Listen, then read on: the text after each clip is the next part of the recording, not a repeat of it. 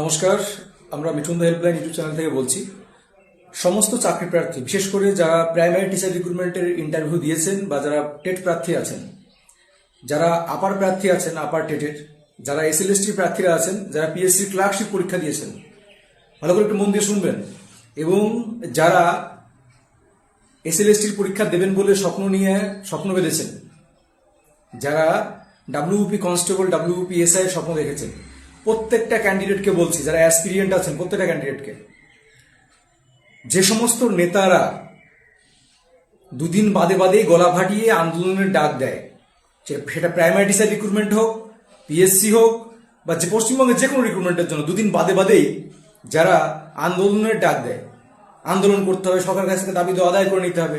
এই দুর্নীতিবাজ সরকার 15 বছর ধরে আমরা দেখছি, 15 বছর ধরে এখন কেউ পরিবর্তনের ডাক দিচ্ছে না। এখন কেউ ওই সমস্ত দুর্নীতিবাজ নেতাগুলো আজকে কিন্তু কেউ না টেট ক্যান্ডিডেট নেতারা, না পিএসসি ক্যান্ডিডেট নেতারা, না ডাব্লিউপি ক্যান্ডিডেট নেতা, যারা নেতা সামনে দাঁড়িয়ে আন্দোলনের ডাক দেয়, তারা কিন্তু কেউ পরিবর্তনের ডাক দিচ্ছে না। আবারও বলছি, ওই সমস্ত নেতাদের ভালো করে চিনে রাখুন। আর এই দুর্নীতিবাজ সরকার যদি আবার ক্ষমতায় আসে, আন্দোলনের ডাক দিলে একজনও আন্দোলনে যাবেন না। আন্দোলনে গিয়ে কি হবে? 15 বছর ধরে আন্দোলন করে কি পেয়েছি? আন্দোলনে গিয়ে আজ পর্যন্ত কোনো ফল হয়েছে? 15 বছর ধরে আন্দোলন করে 15 বছরের মধ্যে কোনো নিয়োগ শেষ করতে পেরেছে? প্রাইমারি টিচার রিক্রুটমেন্ট আজকে 17 বছর ধরে আন্দোলন করেছি। তো এই দুর্নীতিবাজ সরকার মেন যে গুড়ায় সমস্যা, সেই সরকার যে সময় পরিবর্তন কথা বলা হচ্ছে, দুর্নীতিবাজ সরকার, দর্শনকারী সরকার, এই শিল্প চুরি, চাকরি চুরি, বেকারদের জীবন চুরি, তখন সেগুলো চুপ করে আছে। ওই সমস্ত বদমাইশগুলো এরা চুপ করে থাকবে যখন আবার, কারণ আন্দোলন করলে ওদের ফায়দা আছে।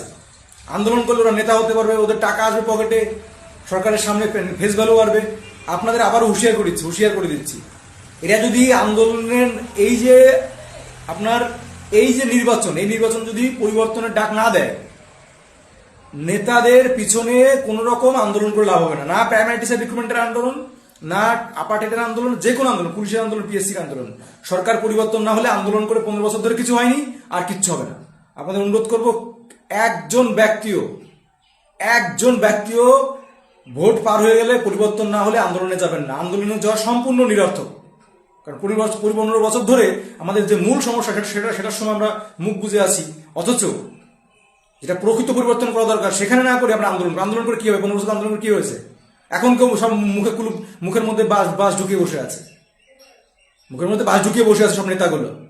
আপনাদের অনুরোধ করছি, ভোট পার হলে, পরিবর্তন না হলে, এই দুর্নীতিবাজ সরকার, এই শিক্ষা চুরি, চাকরি চুরি, বেকারদের জীবন চুরি, আজ lakh lakh BEd candidate, lakh lakh TET candidate, lakh lakh আপনাদের অ্যাসপিরিয়েন্ট সমস্ত শিক্ষার্থীদের ভবিষ্যৎ একটা প্রজন্ম শেষ হয়ে গেছে। এদের পরিবর্তনের ডাক না দিয়ে আবার এই সরকার ক্ষমতায় আসবে, আবার আন্দোলন করো, আবার 15 বছর 5 বছর ধরে আন্দোলন চলবে। কেউ আন্দোলনে যাবেন না যদি পরিবর্তন না হয়, বলে দিচ্ছি। একটা ক্যান্ডিডেটও আন্দোলনে যাবেন না, নিরর্থক আন্দোলনে যাওয়া। ভিডিওটাকে শেয়ার করবেন প্রচুর পরিমাণে।